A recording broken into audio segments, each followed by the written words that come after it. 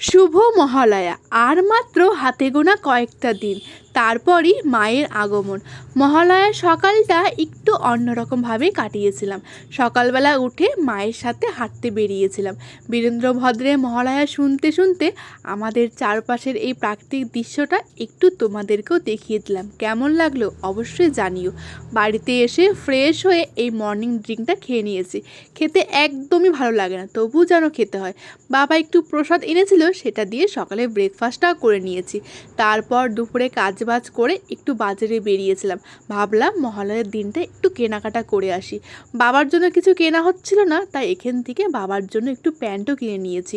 আজকে বাবার শপিংটাও হয়ে গেল। আসার সময় ঢং করে তোমাদেরকেও একটু দেখিয়ে দিলাম। আচ্ছা, তোমাদের কার কার পুজোর শপিং হয়েছে কমেন্টে কিন্তু অবশ্যই জানিবে।